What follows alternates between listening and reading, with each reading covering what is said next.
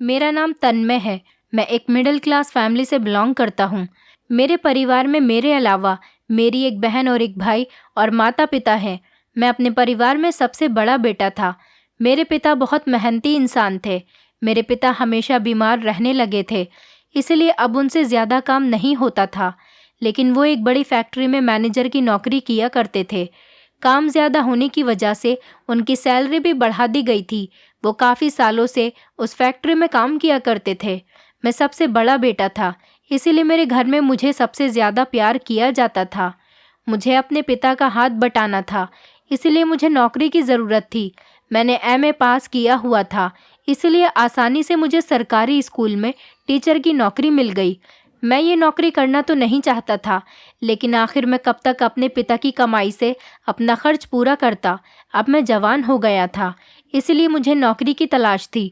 मुझे सरकारी स्कूल में नौकरी मिल गई थी। वहाँ पर मेरी सैलरी भी बहुत अच्छी थी। पिताजी का काम भी अच्छा चल रहा था और मुझे भी सैलरी अच्छी मिलने लगी थी। इसी वजह से हमारे घर में किसी चीज़ की कोई कमी नहीं थी और हमारी ज़िंदगी अच्छे तरीके से और खुशहाल तरीके से गुजर रही थी। मेरे पिता मेरी नौकरी करने से बहुत खुश हुए थे। आखिर उनके कंधों से थोड़ा बोझ कम हो गया था। मुझे अपने छोटे भाई बहनों को भी पढ़ाना था। मेरी ख्वाहिश थी कि मैं अपनी बहन की शादी खूब धूमधाम से करूँगा, क्योंकि वो हमारी इकलौती बहन थी। मैं अपने माता पिता से बहुत प्यार किया करता था और हमेशा से ही मैं उनका कहना मानता था। पहले तो मैं स्कूल में पीरियड वाइज पढ़ाता था, लेकिन अब मुझे 7th क्लास दे दिया गया था कि मुझे इसी क्लास को पढ़ाना है।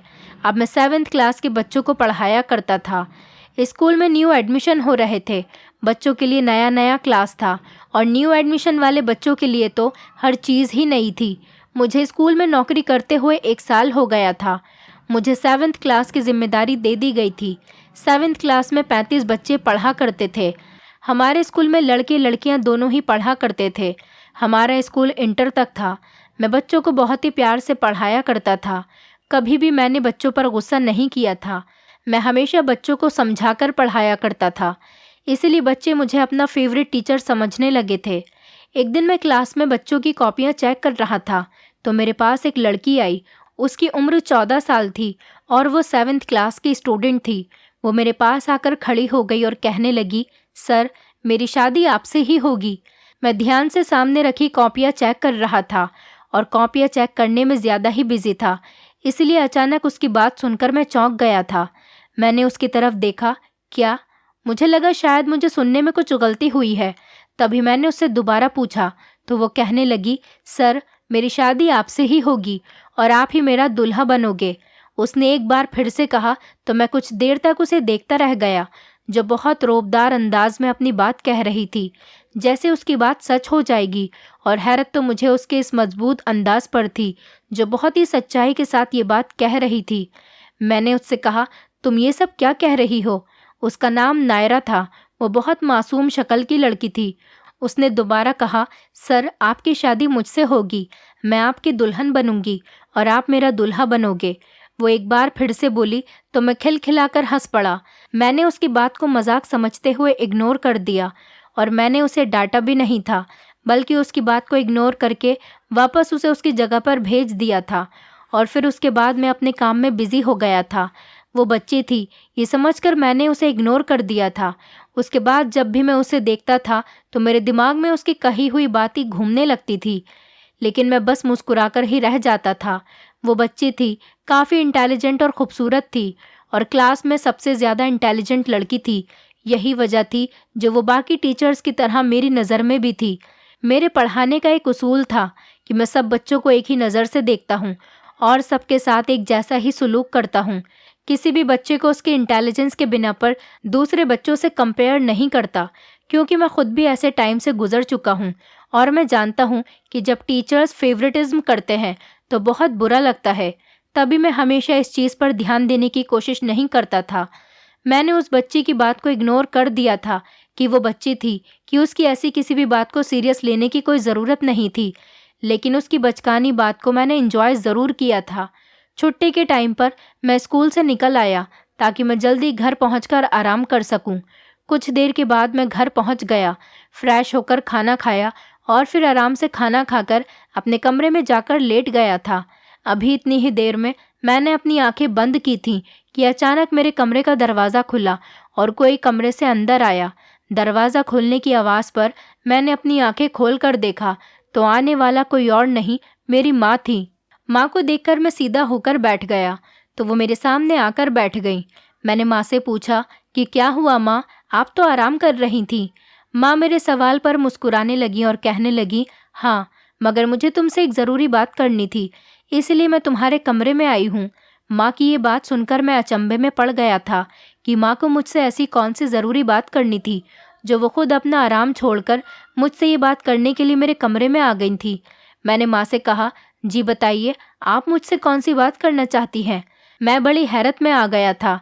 तो माँ फिर से मुस्कुराने लगी और नरमी से मेरा हाथ पकड़कर कहने लगी, हाँ, मुझे तुमसे बहुत ज़रूरी बात करनी है और अभी इसीलिए तुमसे बात करना चाहती थी क्योंकि तुम्हारे पिता को तुम्हारा जवाब चाहिए था।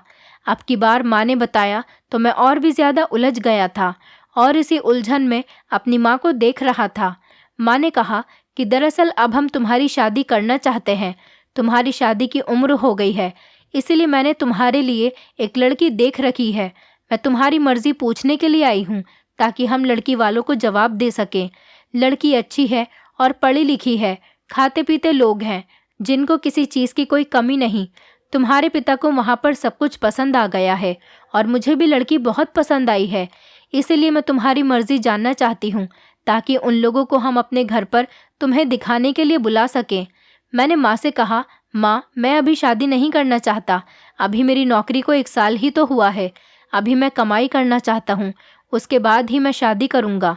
माँ ने कहा, बेटा, थोड़ा अपनी माँ पर भी ख्याल करो। तुम्हारी बहन छोटी है और पढ़ाई करने जाती है। घर के सारे काम का बोझ मेरे ऊपर ही है। मेरी अब बूढ़ी हड्डियों में इतनी जान नहीं कि घर का काम कर सकूं। सारा दिन तुम्हारी बहन स्कूल और ट्यूशन में बिजी रहती है और मैं घर में अकेली रहती हूँ। घर में बहू आ जाएगी तो मेरा भी साथ हो जाएगा और मेरा दिल भी लगा रहेगा। मैं अपने पोते पोतियों की शक्ल जीते जी देखना चाहती हूँ। मैं नहीं चाहती कि मैं अपने बेटे की शादी न देख सकूं और उससे पहले ही इस दुनिया से चली जाऊं। मैंने माँ से कहा, आप ये कैसी बातें कर रही हैं। माँ की सारी बात सुनने के बाद मैंने माँ की तरफ हैरानी से देखा और मुझे उस लड़की नायरा की बात याद आ गई जिसने आज मुझसे कहा था कि मेरी शादी आपसे ही होगी और मैं उसका दूल्हा बनूंगा। और तब मैं उसकी बात पर हंस पड़ा था, जबकि अब सच में मेरी शादी की बातें होनी शुरू हो गई थी। माँ कहने लगी, कहाँ खो गए हो बेटा, मुझे जल्दी से जवाब दो ताकि मैं लड़की वालों को जल्द से जल्द जवाब दे सकूं। मैं माँ के सवाल पर चौंक कर होश में आया था और कहने लगा कि नहीं, कुछ नहीं, मैं कुछ और ही सोच रहा था। जैसा आपको ठीक लगे आप वैसा ही कर लो। मैं अपने माता पिता से बहुत प्यार करता था और उनके फैसले पर बहुत खुश था। मैंने कह दिया था कि आप मेरे लिए जो भी फैसला करोगे मैं उसी में राज़ी हूँ।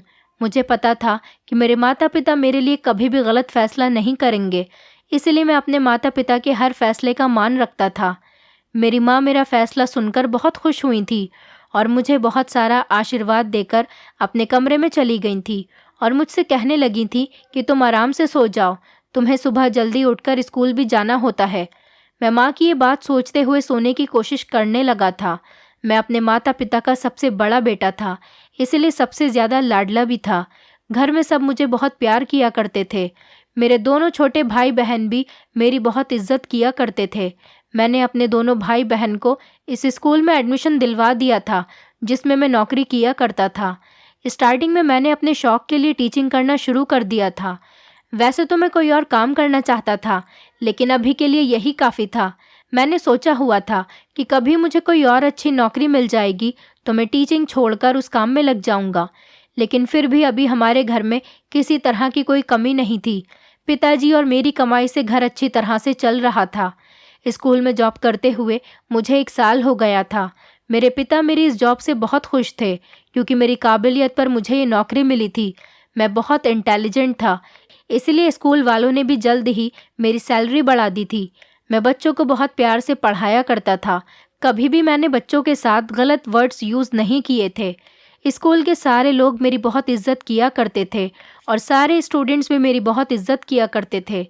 मेरे पिता को खुशी इस बात की थी कि मैंने जल्दी ही जिम्मेदारियों को समझना सीख लिया था। अब मेरी जिम्मेदारी थी कि मुझे 7th क्लास को पढ़ाना था। मुझे उन्हें पढ़ाना तो था ही और मैंने बिना किसी एतराज़ की ये जिम्मेदारी ले ली थी। मुझे बस पढ़ाने से मतलब था, ना कि क्लास चेंज होने से। अब मैं 7th क्लास का परमानेंट टीचर बन गया था और 7th क्लास के बच्चों को पढ़ाया करता था। नायरा फिर से मेरे पास आई और मुझसे शादी की बात पर बड़े मजबूत अंदाज में कहने लगी। मैंने फिर से उसकी बात को हंसकर टाल दिया था। यही सोच रहा था कि वो बच्ची है, अक्सर बच्चे ऐसी बातें किया करते हैं। मैंने अपने माता पिता को शादी करने के लिए हाँ कर दी थी और लड़की वालों तक मेरा जवाब पहुंच चुका था। माँ ने बताया कि कुछ दिनों बाद लड़की वाले मेरे घर मुझे देखने के लिए आने वाले थे, जिस पर मैंने इकरार करते हुए सिर हिला दिया था। आज फिर मैं स्कूल में 7th क्लास के बच्चों को पढ़ा रहा था जब अचानक वही लड़की नायरा मेरे पास आई और कहने लगी, सर, मेरी शादी आपसे होगी और आप ही मेरे दूल्हा बनोगे। मैं उसकी फिर से वही बात सुनकर कुछ हैरान हो गया था, मगर मैंने फिर से हंसकर उसकी बात को टालकर ख़त्म कर दिया था कि वो बच्ची है और उसकी बेमतलब सी बात पर उस बच्ची का मैं क्या करता सिवाय उसकी बात पर हंसने के।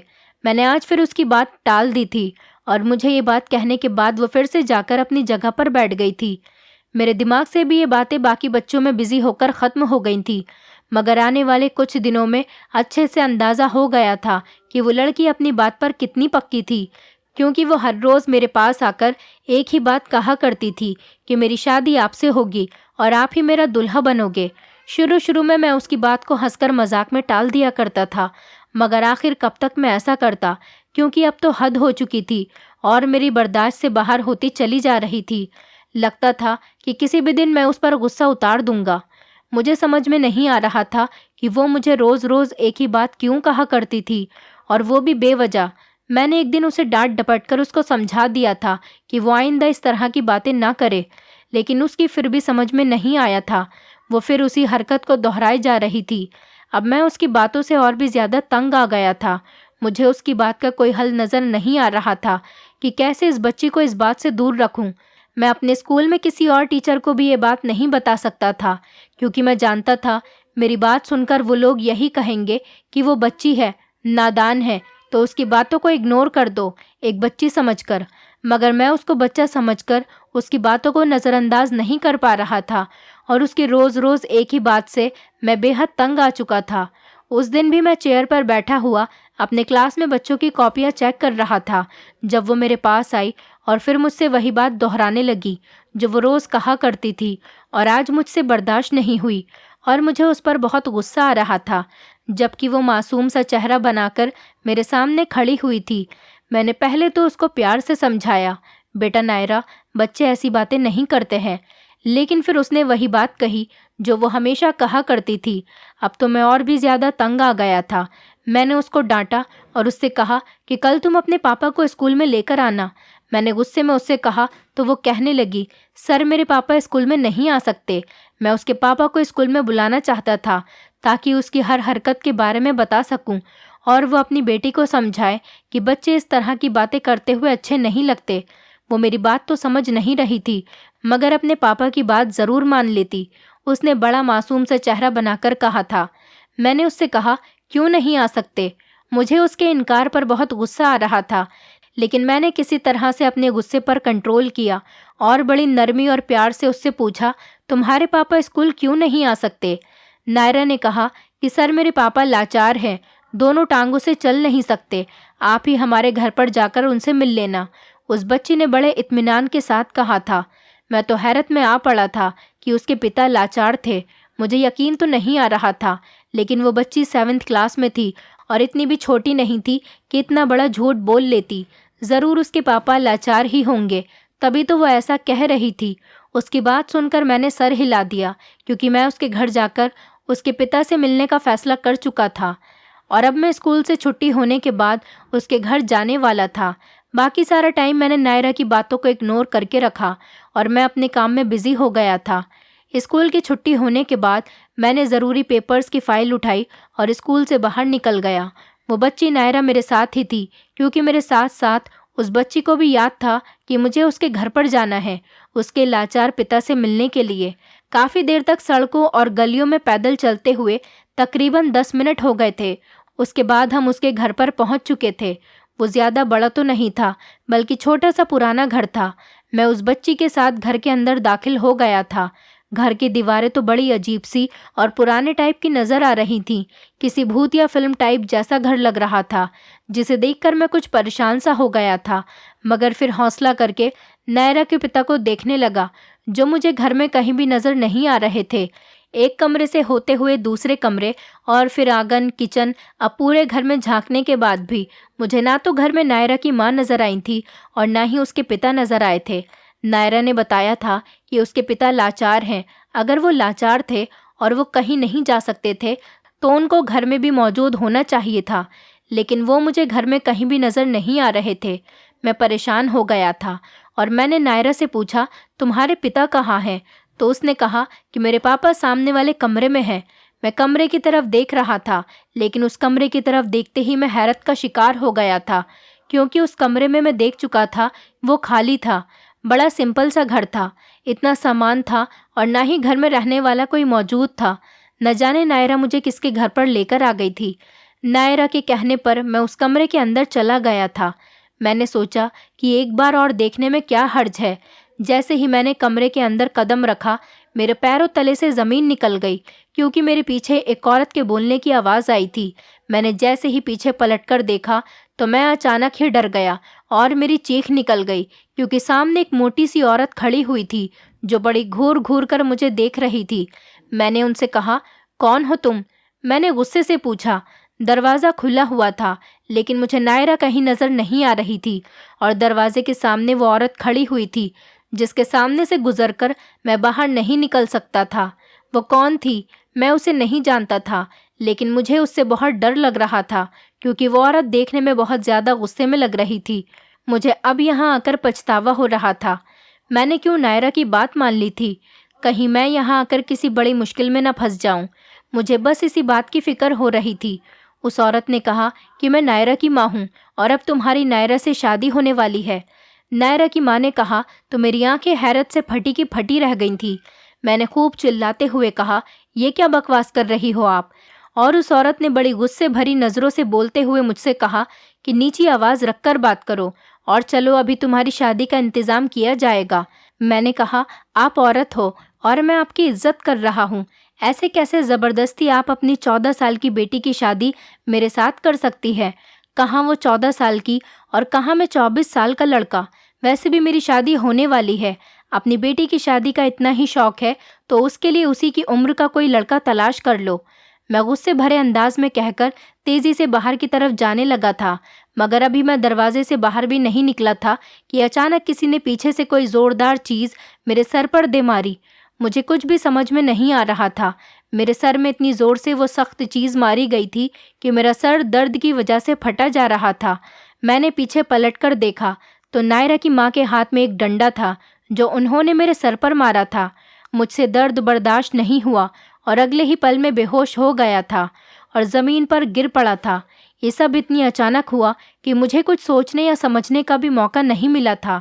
मैं न जाने कब तक बेहोश रहा था, मैं नहीं जानता था, मगर जब मुझे होश आया तो मेरा सर इतना दुख रहा था कि मुझे बहुत चक्कर आ रहे थे और सर में जो चीज़ मारी गई थी उसका असर अभी तक मेरे सर पर मौजूद था। मेरी आंखें भी भारी भारी हो रही थीं। मैं अपने सर को दबाते हुए तकलीफ़ कम करने की कोशिश कर रहा था। मुझे थोड़ा सुकून हुआ तो मेरी आंखों के सामने अपने बेहोश होने से पहले का नज़ारा घूमने लगा। मैं याद करने की कोशिश कर रहा था जहाँ पर मैं था। उस कमरे में बहुत अंधेरा था। मेरी कमर में भी पूरी तरह से दर्द हो रहा था। मैंने चारों तरफ देखा तो ऐसा लग रहा था जैसे ये कोई वीरान सा कमरा है, जहाँ कबाड़ भरा हुआ है और वहाँ से बुरी सी बदबू आ रही है। ये वो घर नहीं था जहाँ पर मुझे नायरा लेकर आई थी, बल्कि ये तो कोई और ही जगह थी।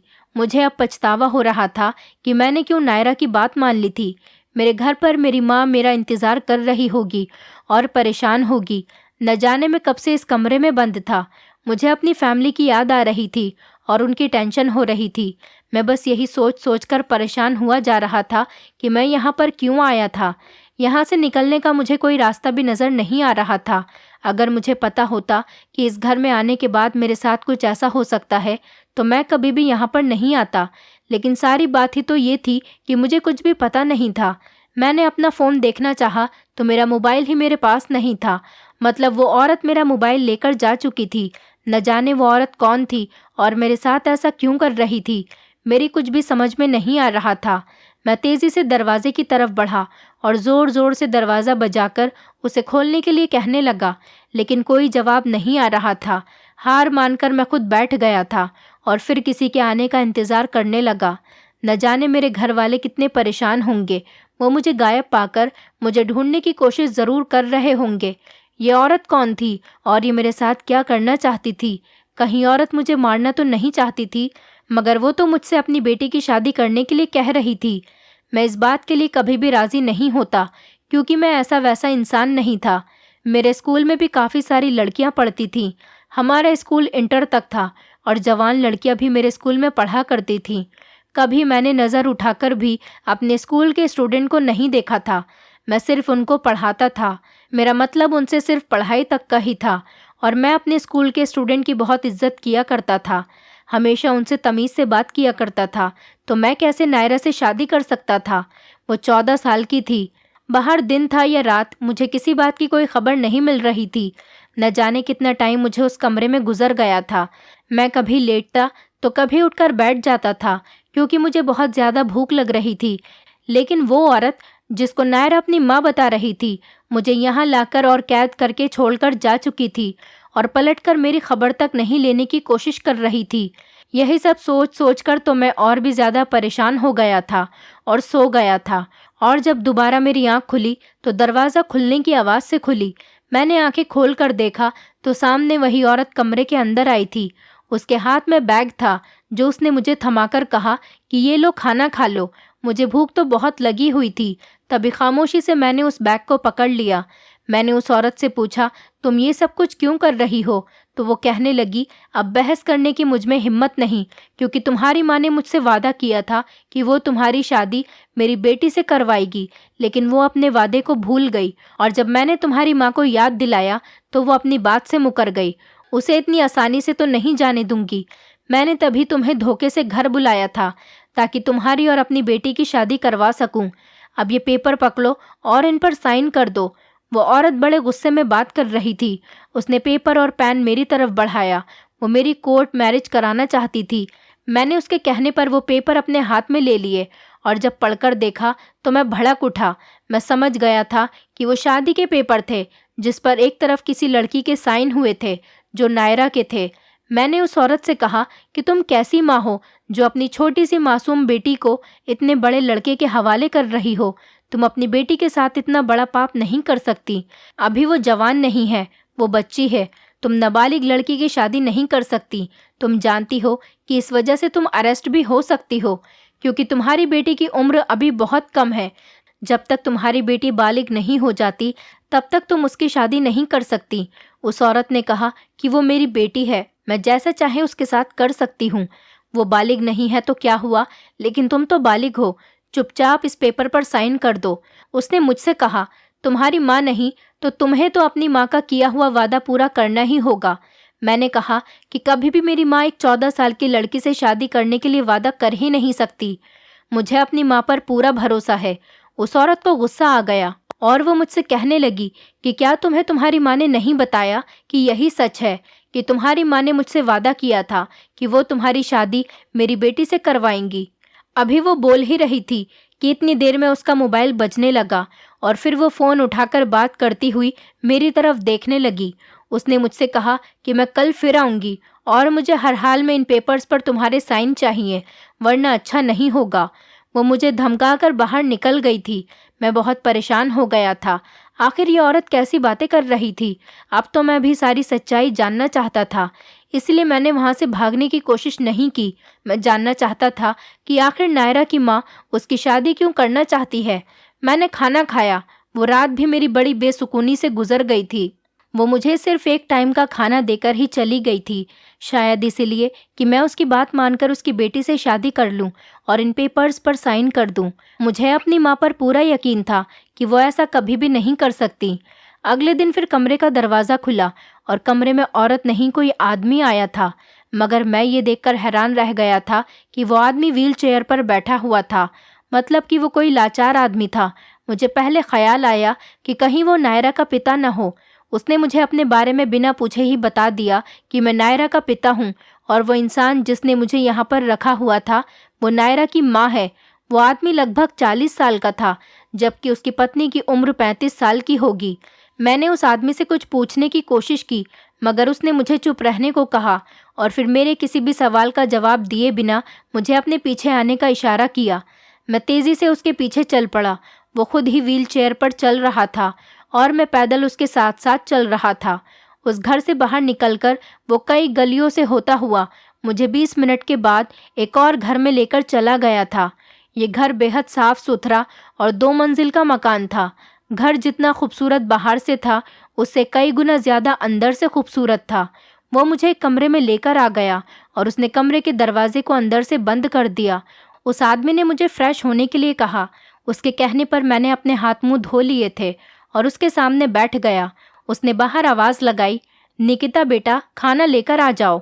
बाहर से हाथ में खाने की ट्रे लेकर एक खूबसूरत सी जवान लड़की कमरे के अंदर आई थी। उस आदमी ने मुझसे कहा कि ये मेरी बेटी निकिता है, तुम खाना खाओ, तुम्हें इसके हाथ का खाना बहुत पसंद आएगा।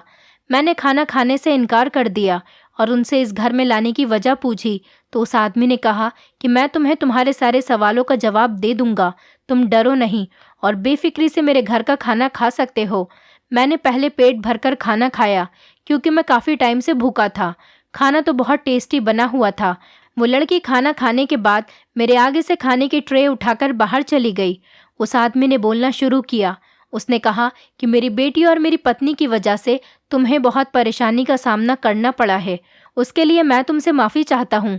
हो सके तो मेरी पत्नी और मेरी बेटी को माफ़ कर देना। उस आदमी ने मेरे सामने हाथ जोड़ लिए।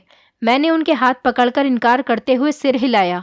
मैंने उनके हाथ खोल दिए और पूछा कि क्या आपकी पत्नी जो कुछ मेरे और नायरा की शादी के बारे में कह रही है, क्या वो सच है? मेरे सवाल पर उन्होंने हाँ में सिर हिला दिया, जिस पर मेरा रंग उड़ गया था। लेकिन ये पूरा सच नहीं था।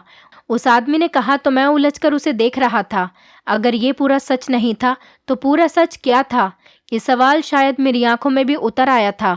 उस आदमी ने कहा कि पूरा सच मैं तुम्हें बताता हूँ। उसकी बात सुनकर मैंने उसकी तरफ देखा। जिस आधे सच की वजह से मैं पिछले कई घंटों से इतनी परेशानी में था, इस बारे में जानना मेरा हक था। तभी वो बोलने लगे कि मेरी शादी मेरी पत्नी संगीता के साथ हुई थी। तुम्हारी माँ और मेरी पत्नी की आपस में काफ़ी गहरी दोस्ती थी। ये दोनों बचपन की सहेलियाँ थीं। ये दोनों एक ही उम्र की थीं। सिर्फ इन दोनों में 1 साल का ही फ़र्क था। तुम्हारी माँ की शादी के बाद सबसे पहले तुम पैदा हुए थे। तुम्हारी पैदाइश पर तुम्हारी माँ बहुत ज़्यादा खुश थी क्योंकि तुम लड़के थे और इस बात पर तुम्हारी माँ की खुशी के ठिकाने नहीं थे। उसके 4 महीने बाद ही मेरी बेटी का जन्म हुआ जो अभी खाना लेकर आई थी, निकिता। तब तुम 4 महीने के थे। मेरी पत्नी की बेटी पैदा हुई तो वो निराश हो रही थी क्योंकि उसे भी लड़का ही चाहिए था। लेकिन तुम्हारी माँ ने वादा किया कि वो निकिता को अपने बेटे तन्मय के लिए मांग रही है। इसी तरह से मेरी पत्नी इस बात से बहुत खुश हो गई थी क्योंकि उन दोनों की दोस्ती रिश्तेदारी में बदलने वाली थी। इसी तरह से तुम्हारी माँ ने जो वादा किया कि वो तुम्हारी शादी मेरी बेटी से करेगी, तुम्हारी माँ शायद ये वादा करके भूल गई, लेकिन मेरी पत्नी को ये बात अभी तक याद है। वो अभी तक उस वादे को नहीं भूली और तुम्हारे बारे में निकिता भी अच्छी तरह से जानती है क्योंकि जैसे जैसे निकिता बड़ी होती चली गई, उसकी माँ उसको ये बताती रहती थी कि मैंने तेरा रिश्ता पक्का कर दिया है और तेरे होने वाले पति का नाम तन्मय है, इसलिए कभी भी किसी और लड़के के बारे में मत सोचना। मैं तेरी शादी अपनी सहेली के बेटे से करना चाहती हूँ। मैं चाहती हूँ कि हम दोनों की दोस्ती रिश्तेदारी में बदल जाए। मेरी बेटी ने तो कभी किसी और लड़के का ख्याल भी दिल में नहीं लाया था क्योंकि उसको बचपन से ही ये बात बताई गई थी कि उसका रिश्ता बचपन से ही तय हो चुका है। इसलिए उसने हमेशा अपने दिल में तन्मय नाम के लड़के को बसाया हुआ था। मैं एक बैंक में नौकरी किया करता था। मैंने अपनी बेटी को पढ़ाया लिखाया और उसके कई साल बाद मेरी छोटी बेटी पैदा हुई जो कि नायरा थी। वक्त गुजरता रहा लेकिन तुम्हारी माँ ने हमसे बात करने की कोशिश नहीं की। तुम्हारी फैमिली से हमारी फैमिली का मिलना जुलना भी कम हो गया था। निकिता को तुम्हारे बारे में पता था कि हमने उसका रिश्ता तुमसे लगाया हुआ है। हमारी बेटी इस रिश्ते पर बहुत खुश भी थी, मगर जब वो 18 साल की हुई तो मेरा एक्सीडेंट हो गया था और इस एक्सीडेंट में मेरी टांगें चली गई थी। मेरा एक्सीडेंट तुम्हारे पिता की गाड़ी से हुआ था। वो चाहता तो मुझे हॉस्पिटल भी लेकर जा सकता था और मेरी मदद कर सकता था। शायद आज मैं इस तरह से लाचार नहीं होता, लेकिन तुम्हारा पिता मौके पर ही मुझे छोड़कर भाग गया था। इस बात का पता जब मेरी पत्नी को चल गया तो उसने इस हालात का जिम्मेदार अपनी सहेली के पति को समझा। तब उसके दिल में बदले की आग जाग उठी थी। पति की मोहब्बत और दोस्त की मोहब्बत पर अब दाग लग चुका था। मेरी पत्नी ने कहा कि अब वो तुम्हारी शादी निकिता से ही कराकर रहेगी, ताकि शादी हो जाने के बाद वो निकिता को उस घर की बहू बनने के बाद उससे तुम्हारी माँ को परेशान करने के लिए कहे और जैसे तैसे लड़ झगड़ कर तुम्हारे पिता की सारी जायदाद निकिता के नाम करवा ले। मेरी पत्नी ने यह सब कुछ सिर्फ बदला लेने के लिए ही किया। मेरी बेटी, जिसकी कोई गलती नहीं थी, वो ये सब करने के लिए तैयार नहीं थी। मेरी बड़ी बेटी निकिता बहुत सीधी और समझदार है। वो अपनी माँ की तरह बिल्कुल भी चालाक नहीं। मैं अपनी पत्नी को समझाने की बहुत कोशिश कर रहा था, लेकिन उसने मेरी एक नहीं सुनी। मेरी बेटी ने अपनी माँ से साफ कह दिया था कि वो शादी हो जाने के बाद अपने ससुराल में जाकर ऐसी कोई हरकत नहीं करेगी जिसकी वजह से तन्मय या उसके परिवार को कोई परेशानी हो, क्योंकि मेरी बेटी तुमसे बचपन से ही मोहब्बत करती है और तुमसे शादी करना चाहती है। मेरी बेटी कभी भी बदले के लिए तुम्हें इस्तेमाल नहीं करेगी। बदला सिर्फ उसकी माँ लेना चाहती है, मेरी बेटी नहीं। इस बदले की आग में कोई और तो नहीं बल्कि मेरी बेटी जल रही है, क्योंकि वो तुमसे शादी करना चाहती है और तुमसे बहुत प्यार करती है। लेकिन जब इस काम के लिए निकिता ने इनकार कर दिया तो निकिता की माँ ने नायरा को अपना दूसरा हथियार बना लिया। उसने सोचा कि एक बेटी तो नहीं, दूसरी बेटी की शादी करके मैं इन लोगों की जिंदगी बर्बाद कर सकती हूँ। उसने मेरी छोटी बेटी का एडमिशन जानबूझकर तुम्हारे स्कूल में करवा दिया और वो उसे रोज सिखाती थी कि तुम्हें टीचर के पास जाकर ऐसा कहना है। मेरी बेटी नायरा सिर्फ अपनी माँ के कहने पर ही तुमसे ऐसा कहा करती थी। उसकी बनी बनाई प्लानिंग थी तुम उसकी बातों में आ जाओ और फंस जाओ, और वो यही चाहती थी कि वो तुम्हें किसी तरह से यहाँ बुला ले और बाद में यहाँ आने के बाद ज़बरदस्ती तुम्हारी शादी नायरा से करवा दे, क्योंकि निकिता इस हाल में तुमसे शादी करने के लिए तैयार नहीं थी। वो अपने ससुराल वालों से बदला नहीं लेना चाहती थी। इसीलिए मेरी पत्नी ने अपनी छोटी बेटी को मोहरा बना लिया और वो अपनी छोटी बेटी की शादी तुमसे कराने के लिए तैयार हो गई। मेरी पत्नी पागल हो गई है और पागलों वाली हरकतें कर रही है। मैं उसे समझा समझा कर परेशान हो गया हूँ। अब मैंने तुम्हारे सामने सच्चाई खोल दी और ये हमारा असली घर है।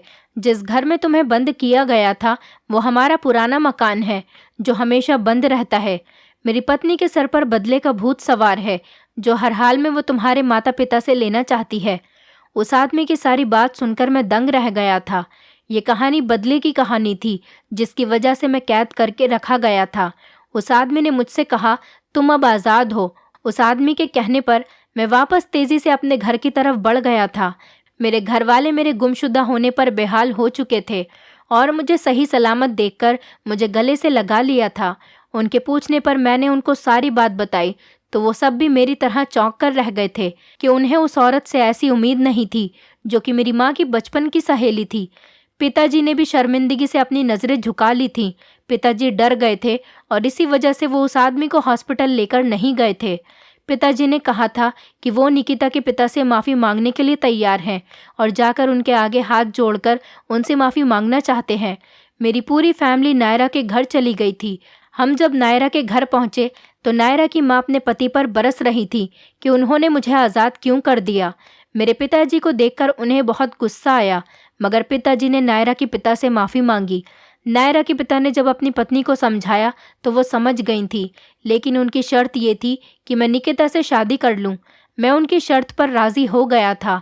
कुछ दिनों बाद मेरी शादी निकिता से हो गई और मेरी माँ और नायरा की माँ के बीच पहले वाली दोस्ती दोबारा से हो गई। हम दोनों फैमिली के बीच सब कुछ ठीक हो गया था। निकिता बहुत अच्छी लड़की थी। वो मुझे देखते के साथ ही पसंद आ गई थी। मैंने निकिता की जिम्मेदारी उठा ली थी। अब मैं अपनी पत्नी निकिता के साथ बहुत खुश हूँ।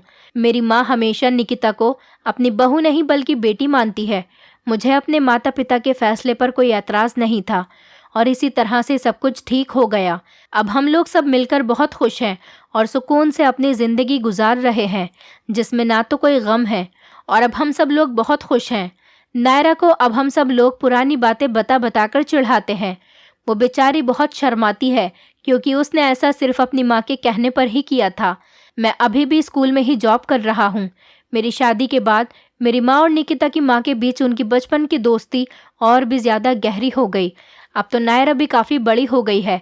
अक्सर बचपन की बातें याद आती हैं तो खूब हंस हंस कर उसको तंग करते हैं। जिंदगी में कभी भी बदला लेने के लिए हमें इस हद तक नहीं गिरना चाहिए कि सामने वाले को हम इतना ज़्यादा परेशान कर दें कि किया किसी और का होता है और भुगतता कोई और है। याद रखें कि कभी भी कोई ऐसा फैसला न करें जिससे आपके बच्चों की ज़िंदगी पर बुरा असर पड़े। नायरा की माँ ने उसे हमेशा गलत सीख दी थी। अपना बदला किसी और से लेने के लिए इस हद तक न गिर जाएं कि बच्चा अपने बचपन में ही बिगड़ जाए। बच्चों को हमेशा बच्चों की तरह ही ट्रीट कीजिए, उन्हें बड़ा बनाने की कोशिश न करिए।